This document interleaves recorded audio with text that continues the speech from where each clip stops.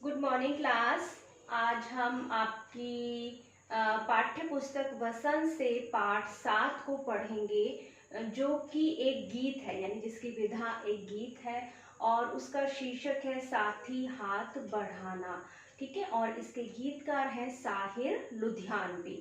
तो साहिर लुधियानवी जो है वो उर्दू साहित्य के एक बहुत बड़े शायर हैं, जिन्होंने बहुत से गीत लिखे, शायरी करी। ठीक है, और उनका ये गीत जो है हमारी एक बहुत पुरानी फिल्म है नया दौर, उसमें भी फिल्माया गया है। आप उसको अगर यूट्यूब पर सर्च करोगे, नया दौर साथी हाथ बढ़ाना लिखोगे, तो भी वो मूवी का जो गाना है वो आपको दिख जाएगा। ठीक है, जैसा कि इसके शीर्षक से स्पष्ट है कि हाथ बढ़ाना का मतलब सहायता करना और साथी मतलब मित्र। तो इसमें जो है गीतकार साहिर लुधियानवी जो है, इस गीत में हमें क्या प्रेरणा दे रहे हैं कि कोई भी कितना भी मुश्किल से मुश्किल काम क्यों ना हो, अगर हम उसको मिलजुल कर करते हैं तो वो काम जो है सरल हो जाता है, आसान हो जाता है। ठीक है, तो आज हम इस गीत को पढ़ेंगे। अब बेटा गीत की शुरुआत है।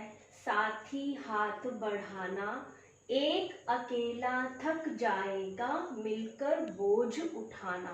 साथी हाथ बढ़ाना, जैसे आपको बैकग्राउंड में पिक्चर्स दिखाई दे रही होंगी, ये दो चींटियां हैं जो एक पत्थर को जो है इकट्ठा मिलकर के ले जा रही हैं। वहां भी वो चींटियां हैं, देखो उन्होंने ऐसे एक क्रम बना लिया, एक पंक्ति बना ली और एक दूसरे का सहारा लेकर के वो उस पंक्ति तक पहुंच गई। तो हाथ बढ़ाने का क्या मतलब बताया था मैंने कि सहायता करना। तो हमें जो है मिलजुल करके काम करना चाहिए। एक अकेला थक जाएगा, कई बार ऐसे काम होते हैं जिसको एक को करने में समय भी ज़्यादा लगता है, थकान भी हो जाती है और हो सकता है कि उस काम को कर ही ना पाए। तो अगर हमें मिलजुल कर हम काम करेंगे तो मिलकर बोझ उठाना, जो भी बोझ मतलब वजन, तो जो भी बोझा है, जो भी काम का जो वजन है, उसको हमें क्या है मिल करके उसको हमने हल करना है, उस काम को हमने मिल करके मिलजुल करके करना है। साथ ही हाथ बढ़ाना, तो वो क्या प्रेरित कर रहे हैं अपने कि मित्र जो है सहायता करने के लिए अपने मित्रों की हमें जो है हाथ बढ़ाना चाहिए, सहायता करनी चाहिए। आगे गीत की पंक्तियां हैं बेटा। हम मेहनत वालों ने जब भी मिलकर कदम बढ़ाया, यानी भारतीय जो है वो मेहनती हैं। ठीक है, तो हम परिश्रमी हैं, मेहनत मतलब परिश्रम करने वाले, जो है मेहनत करने वाले। ठीक है, तो हमने जो मेहनत करने वाले लोग हैं, परिश्रम करने वाले लोग हैं, जो परिश्रम से डरते नहीं हैं, जो काम को देख करके घबराते नहीं हैं या पीछे नहीं मुड़ते, पीठ नहीं दिखाते, तो जब भी हम लोगों ने मिलकर के कदम बढ़ाया है, एकजुट होकर के हमने कदम बढ़ाया है, तो सागर ने रास्ता छोड़ा, पर्वत ने शीश झुकाया। मतलब सागर मतलब समुद्र ने भी हमें रास्ता दे दिया। आपने रामायण अगर देखी होगी तो श्री राम ने जो है वो हनुमान जी की जो सेना थी, उन्होंने क्या किया था, उन सब ने वानरों ने क्या किया था, वो पत्थर गिर गिर के वो लंका तक का उन्होंने रास्ता बना दिया था। ठीक है, तो सागर ने रास्ता छोड़ा, पर्वत ने शीश झुकाया, पर्वत भी हमारे आगे झुक गए। आपने देखा, अगर आपने कभी लंबा सफर किया हो या आपने कभी साउथ की यात्रा की हो, तो आपने टनल देखे होंगे, तो कैसे पहाड़ों को काट काट करके वो जो है ट्रेन के लिए ट्रैक बनाए गए हैं। तो अगर कोई काम ठान लिया जाए, दृढ़ निश्चय कर ली जाए, उसको मन में पक्का कर लिया जाए कि हमने करना ही करना है, तो सागर भी रास्ता छोड़ देता है और पर्वत को भी अपना शीश मतलब सिर झुकाने पर वो जो है मजबूर हो जाता है। इसका मतलब क्या है कि हम पर्वत को काट कर के भी रास्ता निकाल लेते हैं, सागर में से भी रास्ता खोज लेते हैं। ठीक है, फौलादी है सीने अपने, फौलाद का मतलब होता है लोहे की तरह। ठीक है, लोहे की तरह मजबूत जो होता है, तो फौलादी है सीने अपने, फौलादी है बाहें, बाहें मतलब बाजुएं, हमारी भुजाएं, वो इतनी ताकत रखती हैं, कितनी ताकत रखती हैं, जितना कि मजबूत लोहा होता है। हम चाहें तो चट्टानों में पैदा कर दे राहें। अगर हम ठान लें तो चट्टानों में, चट्टान कितनी मजबूत होती है, उसको तोड़ तोड़ करके भी हम रास्ते निकाल दें, राहें बना दें, रास्ते बना दें। ठीक है, तो साथी हाथ बढ़ाना, इसलिए क्या जरूरत है कि हम सब जो है मिलजुल करके काम करें। एक तरह से ये, क्योंकि हमारे देश के आज़ाद होने के बाद का जो ये गीत है, तो वो चाहते थे कि हमारा देश तरक्की करे और हम सब भारतीय मिलजुल करके जो है अपने देश को विकास के पथ पर, प्रगति के पथ पर आगे ले जाएं। आगे गीत की लाइनें हैं बेटा। मेहनत अपने लेख की रेखा, मेहनत से क्या डरना, कल गैरों की खातिर की, आज अपनी खातिर करना। अपना दुख भी एक है साथी, अपना सुख भी एक, अपनी मंजिल सच की मंजिल, अपना रास्ता नेक, साथी हाथ बढ़ाना।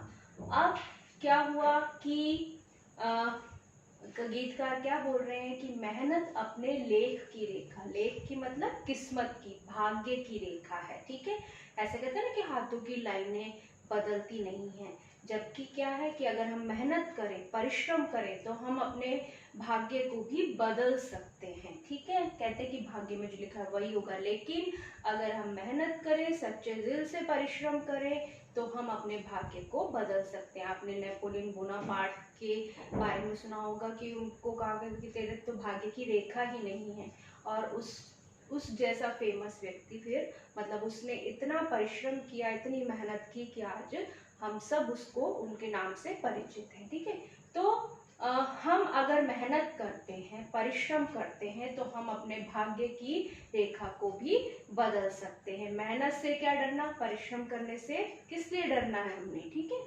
कल गैरों की खातिर की, आज अपनी खातिर करना। अब हमारे देश में हिंदू भी हैं, ठीक है, मुस्लिम भी हैं, सिख भी हैं, ईसाई भी हैं। अब हम जब गुलाम थे, अंग्रेजों के गुलाम थे, तब भी हम काम तो वही कर रहे थे, मेहनत कर रहे थे। ठीक है, हम उनके शासन में थे, वो जैसा चाहते थे वैसा हमसे काम लेते थे। तो कल गैरों की खातिर क्या, गैर शब्द जो है, गैर मतलब दूसरे, अब यह गैरों का से यहाँ पर क्या मतलब है, हमने अंग्रेजों के लिए भी, मतलब जब अंग्रेजी शासन हमारे ऊपर था, तो खातिर मतलब उनके लिए। ठीक है, तो कल गैरों की खातिर की, कल हमने जो मेहनत की, परिश्रम जो हमने किया, वो दूसरों की खातिर किया।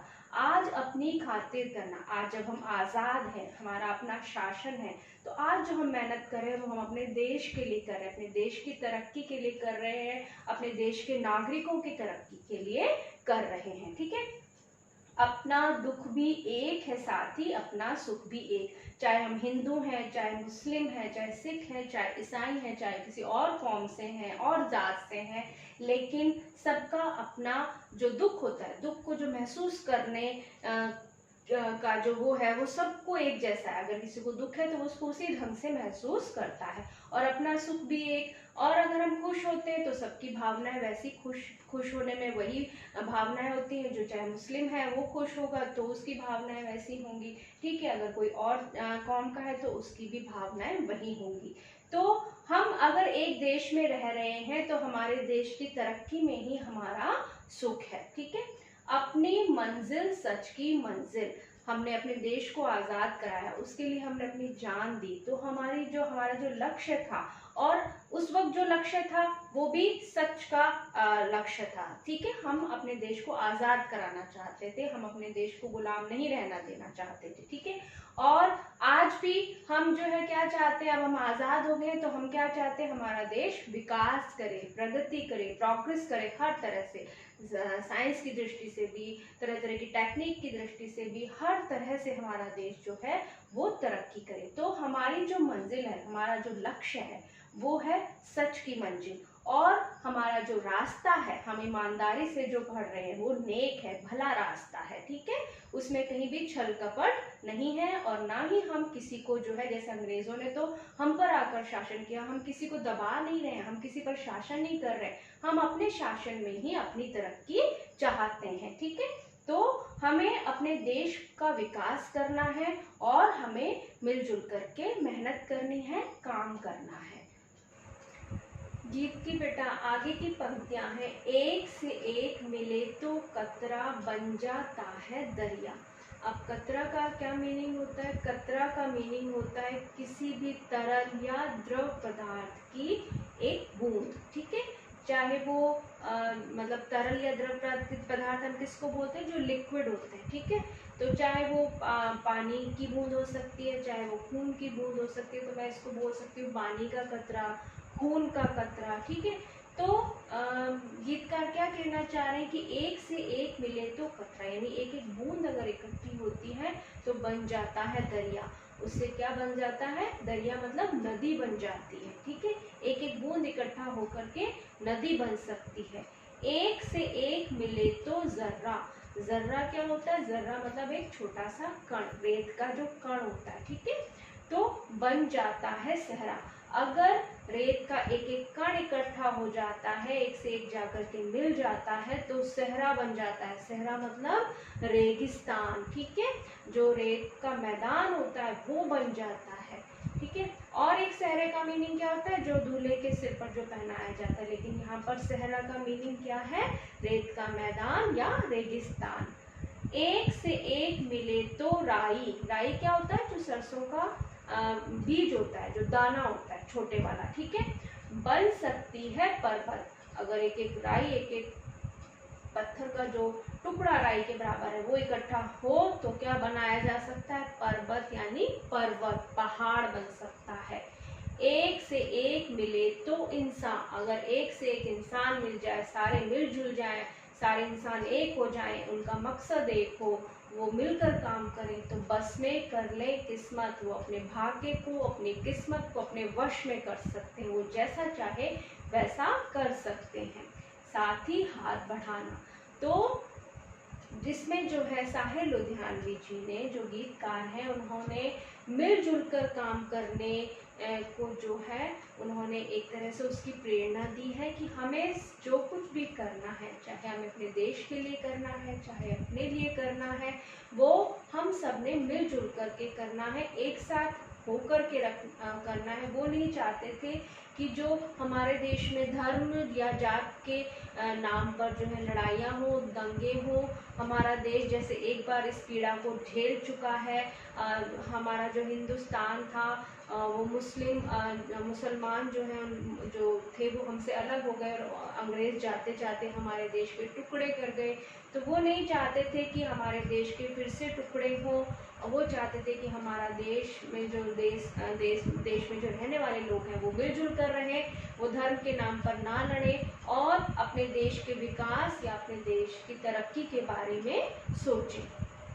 जी बेटा, तो हमने अभी गीत पढ़ा अपना साथी हाथ बढ़ाना, और उसके गीतकार है साहिर लुधियानवी, जिसमें हमने पढ़ा कि हमें कोई भी काम करना है, मेहनत करनी है तो हमें मिलजुल के करनी है, और अपने देश को जो है, जो हमने अंग्रेज़ों से आज़ाद कराया है, उसके बाद हमने अपने देश का विकास करना है, और हम मेहनत करके, परिश्रम करके जो है अपना भाग्य बदल सकते हैं।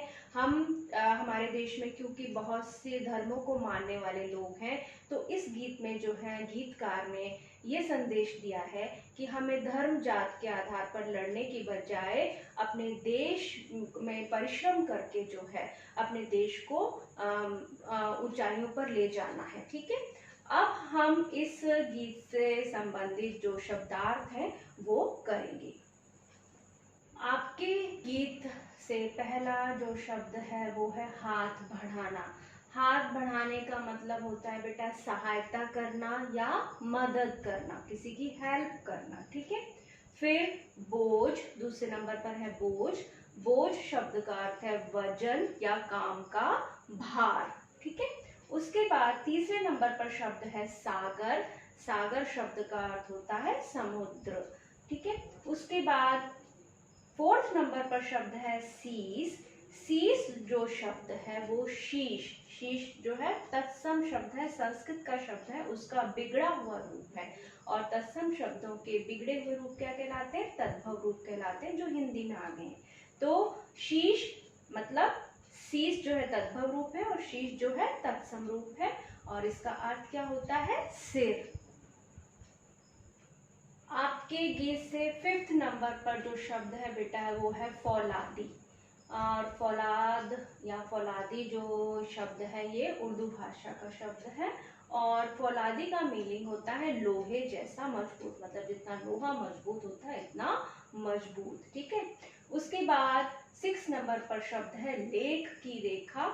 और लेख की रेखा का मतलब होता है भाग्य में लिखा हुआ। लेख की रेखा मतलब जो पामिस्ट्री को मानते हैं, जो हस्त रेखा विज्ञान में विश्वास रखते हैं, उनका मानना है कि जो हमारे हाथ में रेखाएं होती हैं उनमें भाग्य की रेखा है, मस्तिष्क की रेखा है, हृदय की रेखा है, उम्र की रेखा है, बाहर जाने, और इस तरह से वो इस चीज को मानते हैं। तो यहाँ पर लेख की रेखा का मतलब है जो हमारे भाग्य में लिखा हुआ है या हमारे भाग्य की जो लाइन है या रेखा है। उसके बाद बेटा 7th नंबर पर शब्द है नेक। नेक का मीनिंग होता है अच्छा या सही या भला। हम कहते हैं बड़ा नेक इंसान है, यानी बड़ा भला इंसान है। ठीक है। उसके बाद 8th नंबर पर शब्द है कतरा। एक्चुअली जो कतरा का मीनिंग है वो किसी भी तरल पदार्थ की, लिक्विड की, द्रव्य की जो है बूंद को हम बोलते हैं। चाहे वो पानी का कतरा हो सकता है, चाहे वो खून का कतरा हो सकता है। ठीक है। और इस जो गीत में जो ये कतरा शब्द आया है वो एक्चुअली में पानी की बूंद के लिए आया है। ठीक है। तो उसके बाद 9th नंबर पर शब्द है गैर। गैर का मीनिंग होता है पराए। ठीक है, दूसरे। यहाँ गैर जो है किसके लिए कहा गया है? अंग्रेजों के लिए कहा गया है। वो हमारे देश के नहीं थे, तो हमारे लिए वो क्या थे? पराए थे, गैर थे। आपके गीत से, आपके पाठ से जो नेक्स्ट शब्द है 10th नंबर पर वो है दरिया। और दरिया का मीनिंग होता है नदी। ठीक है। उसके बाद 11th नंबर पर शब्द है जर्रा। जर्रा का मीनिंग होता है कण। उसके बाद 12th नंबर पर शब्द है बेटा राई। राई का अर्थ होता है छोटी सरसों, जैसा कि आपको यहाँ पिक्चर में दिखाई दे रहा है।